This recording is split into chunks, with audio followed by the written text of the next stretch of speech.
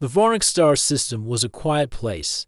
7 small planets moved slowly around a warm golden sun. Most of them were empty worlds of ice or rock, but the third planet, Varnic Prime, was covered with silver oceans, green plains, and shining cities. The Varnic people were known as a peaceful race. They preferred art and science over war. For hundreds of years, no enemy had reached their borders. That peace ended in a single day. It began when strange shapes appeared at the edge of their system. At first, the Varnic thought they were new traders from a distant sector. But when the shapes moved closer, the truth became clear. These were not trading ships. They were enormous black war machines, built with sharp edges and glowing red cores. They moved in silence, not sending any greeting, not opening any communication. The first attack came without warning. One of the outer colonies, Learn Station, reported massive impacts on its orbital shield. Within minutes, the shield collapsed. The black machines entered the atmosphere and began burning everything: buildings, ships, even farmlands. The Varnic Defense Fleet launched to stop them, but their weapons barely scratched the enemy hulls. Entire defense ships were torn apart. In seconds, on the Varnic homeworld, the High Council gathered in a tall glass chamber. The elders stood around a round table, their silver skin reflecting the light from the council dome. Elder Rovin, the leader, spoke with a heavy voice. "We cannot hold them for long. They do not speak. They do not slow. They destroy everything in their path. We must send a distress call." Several council members hesitated. The Varnic had no close military allies. Most nearby civilizations were as peaceful as they were. But one young scientist, Mara, spoke up. "If we send it far enough, someone might hear us." "Someone stronger than the machines," the elders agreed. They activated the ancient deep space transmitter, a device that could send a signal hundreds of light years away. The message was simple. "This is the Varnic people. We are under attack. Unknown machines are destroying our worlds. We request immediate aid." The signal burst out into space, passing through stars, dust clouds, and empty black. The Varnic hoped for a quick answer, but the stars gave no reply. Days passed. The machines moved from one colony to the next. Varnic Prime prepared for evacuation. In the skies, the last of their defense ships fought desperately to delay the enemy.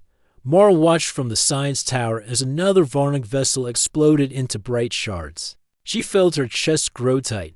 The enemy would soon be here. Then, something unexpected happened. On the 7th day after the signal, the planetary sensors detected fast-moving objects entering the system. They were smaller than the enemy ships, but moved at speeds the Varnic had never seen before. Their engines burned bright blue, and their shapes were sharp and compact, built for speed and attack. The Varnic control center struggled to identify them. Unknown origin, the computers said. No matching data, no known design. One of the new ships sent a short message to the surface. The voice was deep, calm, and carried no fear. "This is the human fleet. Hold your positions. We will handle it." The Varnic Council stared at each other. Humans? The word was unfamiliar to most of them.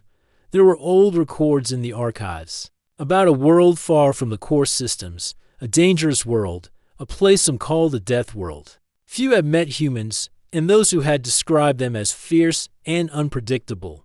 Still, the Varnic had no choice. The human fleet changed direction and rushed straight toward the black machines.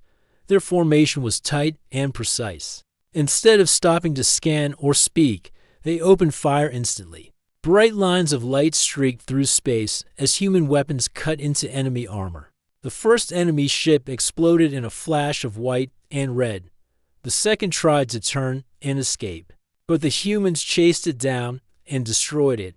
The Varnic watched in shock. Mara stood at the observation deck, her eyes wide. "They are not holding back," she whispered. Within minutes, human dropships broke away from the main fleet and entered the atmosphere. The black machines on the ground, which had been marching toward the city, suddenly turned to face the sky. But before they could react, human ships landed right among them. The humans moved with speed and coordination. Armored figures poured from the dropships, weapons glowing in their hands. They fired in short, controlled bursts, every shot bringing down a machine. There was no pause, no hesitation. The humans pressed forward, breaking through the enemy lines as if they had been fighting these machines for years. From the council tower, Elder Rovan spoke in disbelief. They did not come to talk. They come to end this. By nightfall, the machines near the city were destroyed. The air was filled with the smell of burnt metal. Human soldiers moved between the wrecks, checking for survivors among the Varnok and making sure no enemy remained active. They spoke little, but their actions were clear. They had come for one purpose, and they had no intention of failing. That night, the people of Varnok Prime looked up at the stars and saw the human fleet standing guard in orbit. For the first time since the invasion began, they felt hope. Mara remained on the balcony of the science tower long after the others had gone inside. She looked at the burning wrecks in the distance and thought about the voice she had heard over the comms, calm, certain, almost cold. The humans had answered the distress signal, but they had not come as diplomats. They had come as destroyers. The first light of morning touched Varnok Prime's silver oceans. But the city below the council tower did not wake with peace. Smoke still rose from the outskirts where the black machines had fallen. The air was heavy with the scent of burned metal and scorched stone in orbit above the planet. The human fleet held its position. Dozens of compact, heavily armed ships floated like steel predators, their hulls dark and scarred from battle. The Varnok defense network tracked every movement, but the humans showed no sign of turning their weapons toward the city. In the council chamber, Elder Rovan stood before a large display showing the human fleet. Behind him, other elders whispered quietly, their voices filled with uncertainty. "We do not know these people," Elder Tarvin said. "We know only that they are human. From the death world Earth. They are said to be fierce, unpredictable, and dangerous. They saved us from the machines." Mara replied from her place at the edge of the chamber. "We should speak to them." Rovan nodded slowly. "We will meet them, but we will remain careful. They are not here for trade or politics. I can feel it," as if answering the council's decision. A signal came from the orbiting fleet. The voice was the same one that had spoken during the battle, calm, direct, and without emotion. "This is Captain Ross of the human vessel Iron Spear. Request permission to land for coordination of further action." The council exchanged glances. Elder Rovan responded, "Permission granted. You may land at the central platform. We will meet you there." The central landing platform of Varnok Prime was a wide circular field of polished metal, surrounded by tall crystal towers. As the human ship descended, the Varnok citizens gathered at a distance, curious but wary. The vessel was unlike anything they had seen before, angular, armored, and built for function rather than beauty. Scorch marks and dents covered its surface, proof of many battles fought. When the hatch opened, a group of humans stepped out. They wore heavy armor colored in dark gray and green.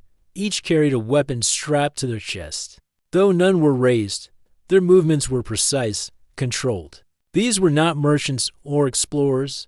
They were soldiers. At their front walked Captain Ross. He was tall and broad-shouldered, his face marked by faint lines that spoke of long years in command. His eyes scanned the platform and the city beyond, taking in every detail. Elder Rovan stepped forward to greet him. "Welcome to Varnok Prime. I am Rovan, High Elder of the Council. You have our gratitude for your aid." Ross gave a short nod. "We received your distress signal. My fleet will remain in orbit until the threat is neutralized." Mara watched from behind the council members. She noticed that Ross's tone was not warm, but it was not cold either. It was focused. He spoke as one might when discussing the movement of a storm or the repair of a machine. Elder Tarvin asked, "Do you believe we can speak with the enemy? Perhaps we can negotiate a withdrawal." Ross's gaze shifted to him, steady and unblinking. "You cannot talk to something that only understands destruction. Machines do not respond to words. They respond to one thing being dismantled." The council fell silent at his blunt answer. Ross stepped to the edge of the platform, pointing toward the distant hills beyond the city. "Your attackers will regroup. They will send more units. My forces will strike first before they can recover." I'll need data on their positions and movements. Your satellites, are they still operational? Yes, Rovan said. We have eyes on the remaining enemy forces, but our technology could not stop them. Ross turned to a soldier behind him. Lieutenant, link with their network. Feed the coordinates to our strike teams. The soldier gave a sharp nod and began working. On a small device strapped to his wrist, Mara stepped closer, curiosity overcoming caution. You came so quickly. How far did you travel to reach us? Far enough. Ross replied without looking at her. We keep listening for signals like yours. When we hear them, we move. No one else will come for you in time.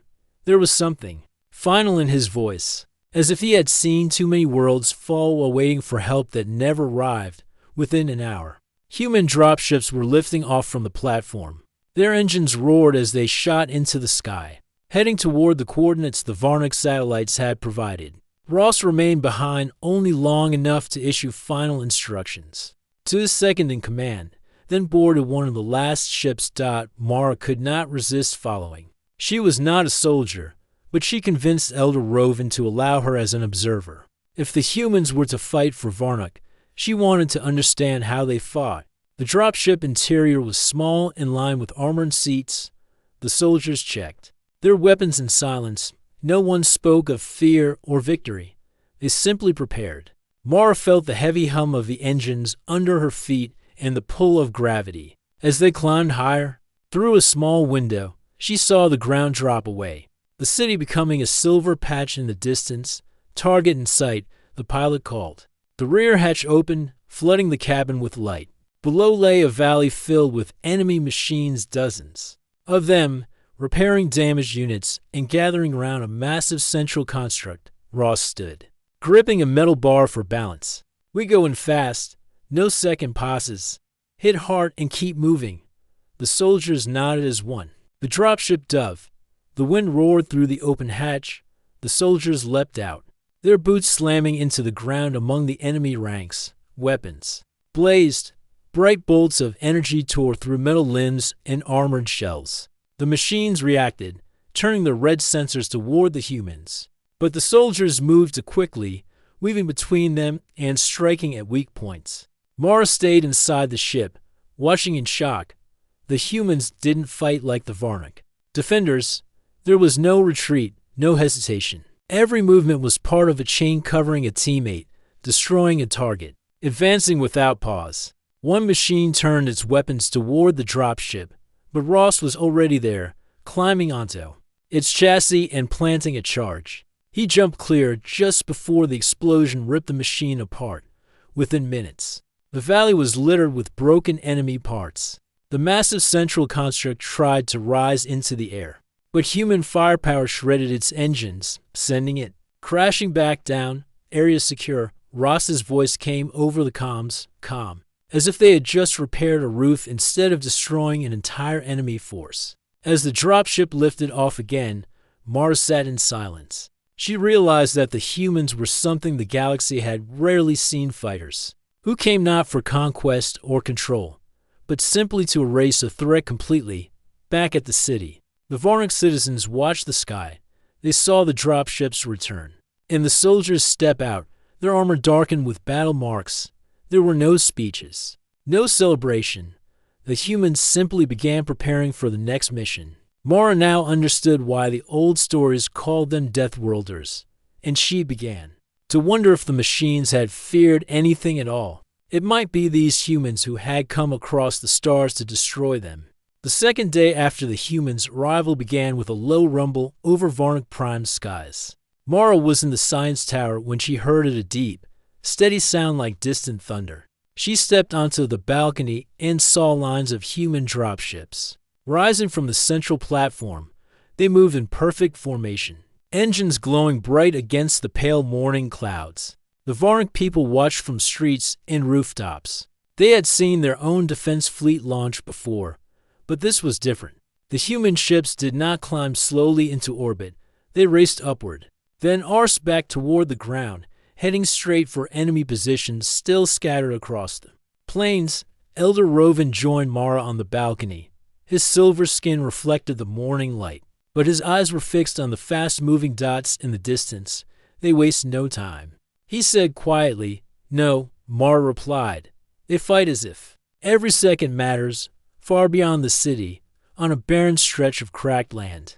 A swarm of black machines had gathered. They were repairing damaged units and building new ones from twisted metal and scorched debris. Towers of machinery rose from the ground, their red lights blinking in steady rhythm. The machines seemed unaware or unconcerned that danger was approaching. The first sign they noticed was the shadow of the dropship sweeping over the ground. From above, Captain Ross's voice came over the comms to all units. "Strike now. Keep moving. No survivors." The sky lit up as the human ships opened fire. Streams of bright energy tore into the machine formation, cutting down units before they could scatter. Explosions rippled across the ground, throwing clouds of dust into the air. Before the enemy could regroup, the dropships descended and released human soldiers directly into the chaos. Mara had been given permission to ride with one of the observation drones. The drone floated high above the battlefield, feeding images back to the Varnic Council chamber. The elders watched in silence as the humans hit the ground running. They did not move like the Varnic defenders had. The humans advanced in tight squads, covering each other's movements. When one soldier fired, another shifted position. When a machine turned its weapons toward a human, two others flanked it, firing into its weak points until it fell. The machines returned fire, red beams slicing through the dust. Several struck the humans' armor, sending them to the ground. But instead of retreating, their teammates dragged them to cover, patched their wounds, and pushed forward again. It was a rhythm of attack, recover, and attack again. There was no pause, no long moment of regrouping. The humans kept pressing until the enemy line broke apart. Captain Ross himself was in the thick of the fight. His armor bore fresh scorch marks, but he moved with calm precision. He carried a compact rifle and a small device that Mara later learned was an explosive charge. At one point, a massive enemy walker four-legged and heavily armored charged through the smoke toward the human position. The ground shook with each step. Ross didn't order a retreat. He sprinted straight toward the machine, firing as he ran. The shots barely dented its armor, but they drew its attention away from the squad behind him. When the walker lowered its heavy guns, Ross leapt onto one of its legs, climbing up toward its core. He planted the charge and jumped clear. The explosion tore the walker apart from the inside, sending burning pieces into the air. The humans used the gap to push forward, again tearing through the remaining defenders. From the council chamber, Elder Tarvin finally spoke. "They fight without hesitation. They do not stop to talk or to plan long strategies. They make the strategy as they fight," Mara said.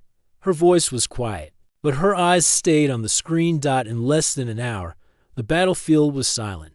The machine force that had taken days to assemble was nothing but twisted wreckage. Later that afternoon, Mara met with one of the human squads returning from the mission. She wanted to understand their methods. The soldiers were resting on the landing platform, removing damaged plates from their armor and replacing energy cells in their weapons. One of them, a woman named Hale, noticed Mara watching and gave a faint smile. "You're the scientist, right? The one asking all the questions." "Yes," Mara said. "I want to know why you fight the way you do. You don't hold ground. You don't build walls. You move forward, always forward." Hale shrugged. "On Earth, if you stop moving in a fight, you die. The same rule works out here." "It seems dangerous," Mara said. "It is," Hale replied. "But it's more dangerous to give the enemy time to breathe." That night, the human fleet didn't rest.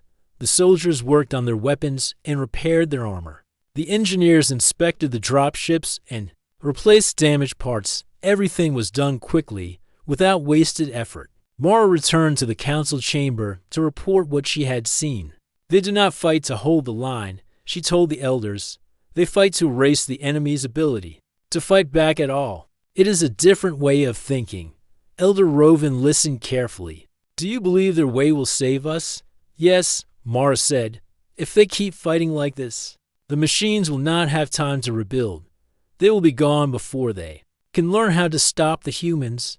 The next morning, the pattern repeated. Human scouts found another enemy force building on the far side of the planet. Instead of waiting for the machines to attack, the humans struck first. The dropships appeared without warning.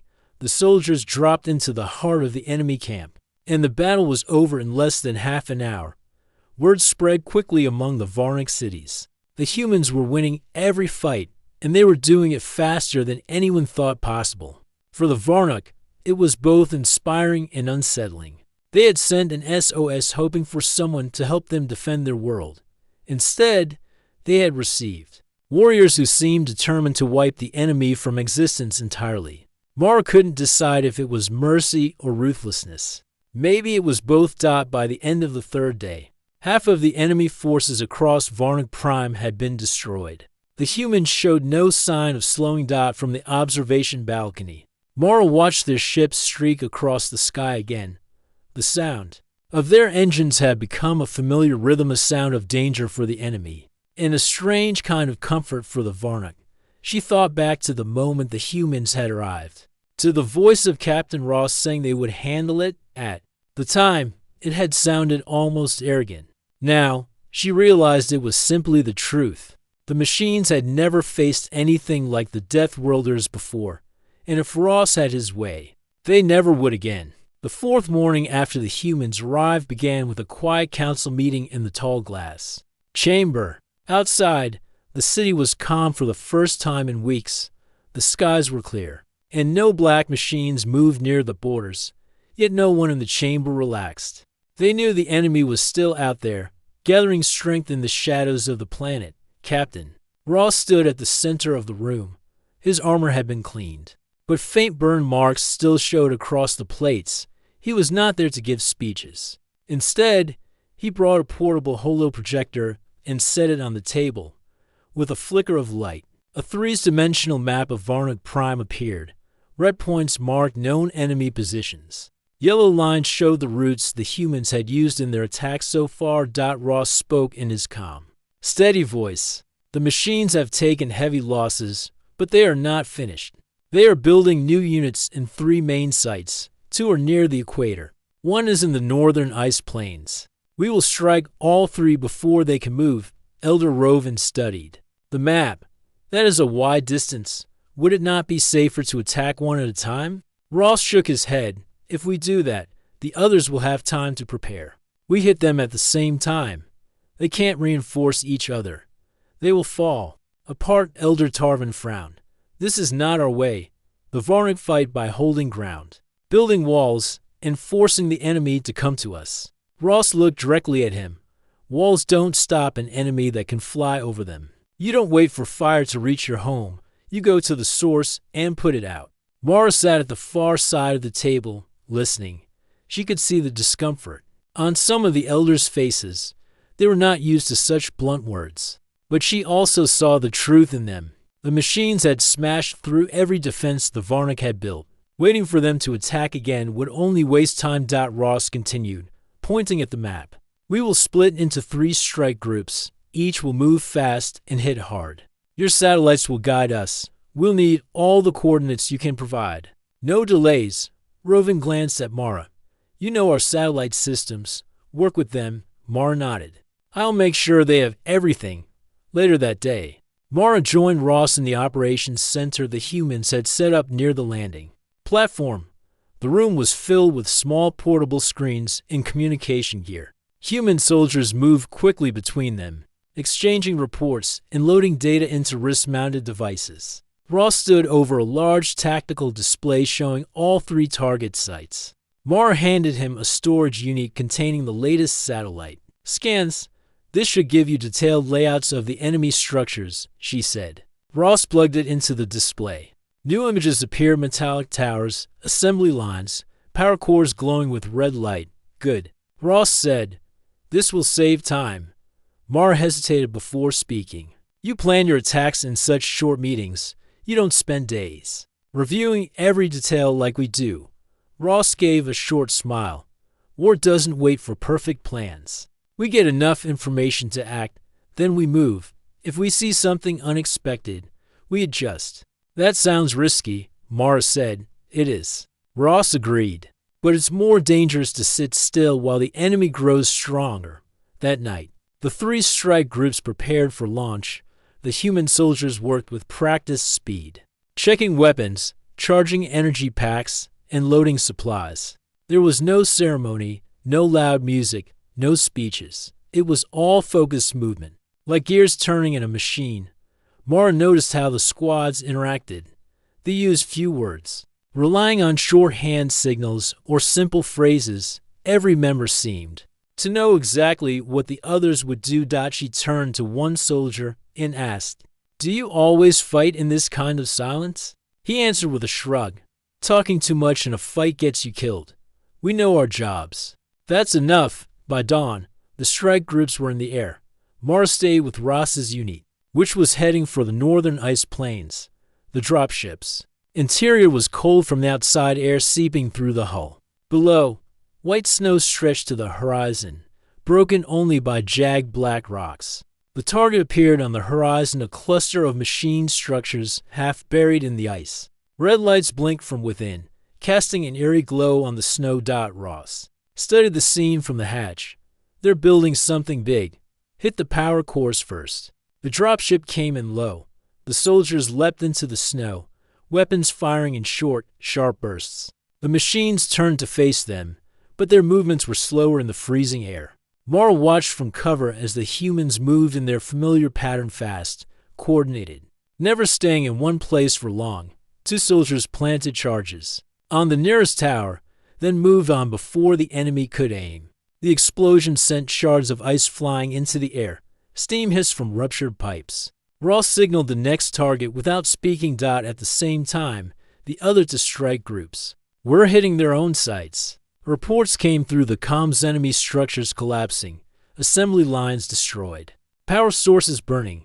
The simultaneous attacks kept the machines off balance. Within 20 minutes, all three sites were in ruins, the surviving machines scattered into the wilderness, unable to regroup. Ross stood in the snow, watching the last tower fall. "That's how you end a war quickly," he said. Mara stepped beside him. "The elders may not understand your way, but I think I do now. You don't just defend. You finish the fight before it can start again." Ross glanced at her. "That's the only way to make sure you don't have to fight the same battle twice." When they returned to Varnic Prime, the council met again. Ross reported the destruction of all three sites in his usual calm tone. Elder Tarvin still looked uneasy. "Your methods are fast, but they are costly. You take great risks." Ross nodded. "War is risk, but the biggest risk is letting the enemy live long enough to hit you again." Rovin leaned forward. "I believe we have seen enough to trust your judgment. Continue as you see fit. The Varnic will provide whatever support you require." It was the first time the council had given full trust to an outsider. That evening, Mara stood on the observation balcony and looked toward the stars. The human fleet was still there, dark shapes against the light of the sun. She knew the fight was far from over. The machines would return if they were not hunted down completely. But now she also knew that the humans would not stop until the job was done. They were not diplomats. They were not here for alliances. They were here to make sure the enemy could never threaten Varnic again, and somehow, that was more reassuring than any treaty could have been. The days after the strike on the three enemy sites brought a new hope to Varnic Prime. The black machines were no longer the unstoppable force they once seemed, yet the battle was far from over. The enemy was scattered, but it was also growing more desperate and dangerous. Captain Ross called a meeting with the Varnic Council and their top commanders. The council chamber was filled with a tense energy as the human commander laid out the next plan. "We hit them again," Ross said clearly. "But this time, we do it together. Your soldiers and my teams will fight side by side." Elder Rovin nodded. "The Varnic will stand with you." Mara felt a surge of pride. For the first time, Varnic warriors were ready to join the humans, not just as watchers, but as fighters. The council approved the plan without hesitation. Training began immediately. The Varnic soldiers, used to a style of war that favored defense and slow advances, watched and learned as the humans demonstrated their fast, aggressive tactics. Ross and his officers showed them how to strike quickly and retreat before the enemy could regroup. The Varnik learned how to use cover and work as a team, communicating with simple signals and clear commands. Many were surprised at how the humans moved without fear. They did not hesitate, even when facing deadly enemy fire. Instead, they used speed and surprise to win each fight. Mar observed the training closely, taking notes. The Varnik soldiers were quick learners, and soon their moves began to change. Walls and shields were no longer their first defense. Instead, they pushed forward. With confidence, the day of the big attack arrived faster than expected. The combined force, made up of human soldiers and Varnik warriors, prepared to strike at the enemy's main base in the vast Death Valley, a dry, cracked wasteland filled with ruined machines and broken metal. Captain Ross stood before the troops, his voice steady and strong. This is the fight that will decide the future of your world. We go in fast, we hit hard. We do not stop until the machines are gone. The Varnik soldiers cheered, their voices loud and proud. Mara felt her heart race with excitement and fear. The battle began with an airstrike. Human fighters swooped low over the valley, firing missiles and energy beams. The machines responded with flares and blasts, but the fighters moved too fast to be caught. Next, dropships landed behind enemy lines, pouring soldiers into the thick of the fight. The humans and Varnik fought side by side, each learning from the other. The Varnik brought their knowledge of the terrain, while the humans brought their brutal efficiency. Mara watched from a command platform, heart pounding as the battle unfolded. On the big screen, the enemy machines fought fiercely. They released swarms of smaller attack drones and used automated turrets to try to slow the human advance. Several times, the attackers faced heavy fire and had to pull back to regroup. But the combined force was determined. Soldiers called out commands and warnings. Medics rushed to heal the wounded. Engineers repaired damaged weapons. Ross's voice came over the radio, calm but firm. Keep moving. Keep pressure. Do not give them a moment to breathe. In one key moment, a huge machine walker charged through the enemy line, scattering soldiers. Ross himself led a squad to take it down. They flanked the beast, shooting at its legs and joints. When the machine fell, a cheer rose from the troops. Mara smiled. This was not just a fight for survival anymore. This was a battle for victory. After hours of fighting, the enemy base was destroyed. The remaining machines fled into the wilderness, broken and scattered. Captain Ross and Elder Rovan met again on the battlefield, both tired but smiling. You fought well, Ross said to the Varnik leader. Your people are strong and brave. Rovan nodded. And your ways have changed how we see battle. We owe you much. Mara knew this was the turning point. The Varnik were no longer just survivors. They were becoming warriors. In the days after, Varnik cities began to rebuild. But the fight was not forgotten. Mara and Ross worked closely to improve tactics and technology, blending human efficiency with Varnik knowledge. More than that, a bond had formed between the two peoples, a promise that they would protect each other against any threat. The machines might return. But now, the Varnik and humans stood together.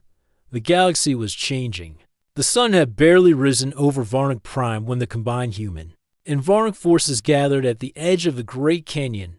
It was a dark and narrow valley, filled with jagged rocks and heavy machines guarding the enemy's last stronghold. This fortress was the heart of the machine invasion, their command center and main factory. Captain Ross stood before the troops, his face calm but determined. This is the final battle. He said, we strike hard and fast, no hesitation. We finish what we started. The Varnik soldiers tightened their grips on their weapons. For many, this was their first time facing such a deadly fight, but the confidence they had gained from the earlier battles gave them courage. Mara looked at the fortress from a nearby hill. Towers of black metal rose above the canyon walls, red lights blinked like angry eyes, scanning the sky. Automated turrets bristled along the ridges, ready to fire at anything that moved. The human drop ships hovered silently over the canyon, their engines low and steady. When the signal was given, the rear doors opened and soldiers dropped into the canyon floor. They landed among enemy machines that roared to life, their weapons blasting in all directions. The humans moved quickly. There was no time to pause or regroup. They fought with a fierce precision that surprised even the Varnic watchers. Explosions shattered the silence as demolition charges tore through machine armor. Soldiers advanced, while others covered their backs, moving as one unstoppable force. Mara followed one squad closely. They climbed over rubble and dodged streams of fire. The humans did not hesitate to enter the deadliest zones. Where machines fired with deadly intent, the humans pushed through. Captain Ross led a strike team toward the fortress gates. The heavy metal doors were sealed tight. Protected by layers of defense systems, Ross examined the control panel and gave a quick order. A small device hissed as it worked to hack the locks. The gates opened with a heavy groan, revealing a long hallway filled with enemy soldiers, machines shaped like soldiers. Armed and ready to fight, Ross motioned for his team to move forward. They fired in controlled bursts, each shot taking down a machine. The corridor filled with the sound of battle, the crackle of energy weapons, and the heavy footsteps of soldiers advancing. Mara's heart raced as she watched the battle unfold. The humans moved with deadly skill, taking ground steadily. Each machine destroyed was a victory, but more were coming. In the fortress main hall, the enemy commander, a massive war machine with glowing red eyes, prepared to meet the attackers. It commanded legions of smaller machines, directing fire and repairs. Ross's team pushed through the hall, dodging traps and ambushes. The war machine fired a powerful energy blast, knocking several soldiers to the ground. Ross quickly ordered a retreat to cover, but then the humans launched their counterattack. One soldier threw a smoke grenade, blinding the war machine's sensors. Another climbed a nearby pillar and fired a missile at its weak point, the war machine staggered but did not fall. It roared and sent out a wave of energy, pushing back the soldiers. Ross shouted orders to regroup and press harder. Mara noticed how the humans adapted quickly. When the war machine changed tactics, they changed theirs. They used teamwork, speed, and surprise to break through defenses. After a tense battle, Ross's team managed to plant demolition charges on the war machine's core. They retreated as the timers ticked down. The explosion was massive, shaking the fortress walls and destroying the enemy commander. The smaller machines, now without control, faltered and fell apart. Outside, the other strike groups had similar success. The combined human and Varnic forces swept through the canyon, destroying enemy machines and disabling weapon systems. When the dust settled, the fortress was in ruins. The Black Machine's last stand was over. The Varnic and humans stood among the wreckage, breathing heavy but victorious. Elder Rovan approached Captain Ross. Your soldiers fought with honor and skill. Varnic will never forget this day. Ross shook his head slightly. They fought well because they had to. We do not celebrate war, but we do not fear it either. If the machines return, we will be ready. Mara looked around at the tired but hopeful faces of the Varnic soldiers. The long nightmare was ending, but the lessons of the fight would stay forever. That evening, the humans prepared to leave. Their ships were repaired and refueled. Captain Ross met with the council one last time. We will stay near your system for a time, he said. If you need us, send another signal. Elder Rovan nodded. You have our thanks and our trust. You are welcome here whenever you choose. As the human fleet rose into the sky, Mara watched silently. She thought about the strength, courage, and strange kindness these warriors had shown. They were not diplomats or negotiators. They were destroyers of threats, protectors who fought with fire and steel to save worlds. Varnic Prime would never be the same. The galaxy would never be the same. The war was over. The Black Machines were gone from Varnic Prime. The once dark skies were now clear and calm, yet the scars of battle remained. Burned fields, broken towers, and silent factories stood as reminders of the terrible fight. The Varnic people worked together to rebuild. They repaired homes, cleared rubble, and restored their cities. But more than physical rebuilding, their hearts were changed. They had seen the power and will of the humans who saved them. They had learned a new way to fight and survive. Mara stood on the highest tower of the city. The wind played with her silver hair as she looked out at the horizon. The human fleet still orbited their world, dark shapes against the bright stars. They were waiting, watching, ready if ever the machines returned. Captain Ross had requested a meeting with the Varnic Council before departure. The great chamber filled once again with leaders and soldiers. Ross spoke with his usual calm tone. "We came to your world as destroyers of a threat," he said. "But now, I hope we leave as friends and allies. The galaxy is full of dangers. Together, we can face them." Elder Rovin nodded. "You saved our people when no one else would come. You taught us how to fight with strength and speed.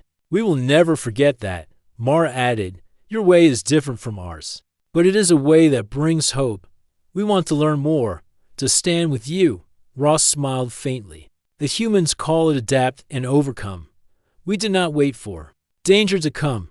We find it first, and we end it fast. It is a hard path, but it is the one that keeps worlds safe." The council asked many questions about human culture, their ways of war, and their strange customs. Ross answered patiently, sharing stories of Earth and its harsh lands. Deathworlds where only the toughest survived. For the Varnic, it was a new way of thinking.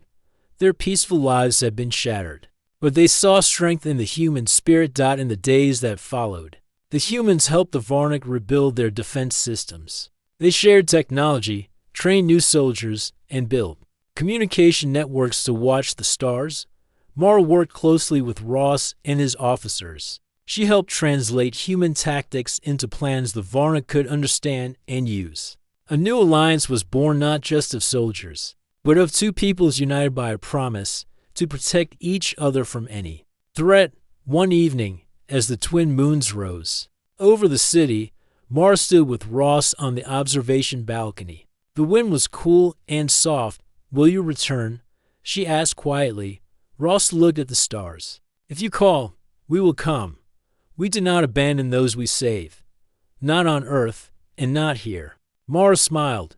"I hope we never need to call. But if we do," Ross said, "we will be ready." As the human fleet prepared to leave, the Varnic people gathered to say goodbye. Children waved flags, elders bowed in respect, and warriors saluted. Ross and his crew boarded their ships, engines humming softly. The ships rose smoothly into the sky, leaving trails of light as they disappeared into the stars. Mara watched until the last ship was gone. She felt a deep gratitude and a new sense of purpose. The galaxy was wide and full of dangers. The machines had been only one threat among many. But now, the Varnic were no longer alone. They had the strength of the humans behind them, a fierce, relentless force that would not stop until their enemies were defeated. And the humans had found friends in a quiet silver world where hope had been reborn. In time, Varnic Prime grew stronger than before. Its people learned to fight and defend with courage. Its cities flourished under new protection. The story of the Deathworlders, the humans who came without diplomats but with weapons, and will became legend. They were not conquerors, they were guardians. Mara often thought about what they had learned. That strength was not just power, but the will to protect what mattered. The stars above Varnic shone brighter each night. Somewhere out there, new challenges waited. But the Varnic and humans would face them together. Their story was only just beginning.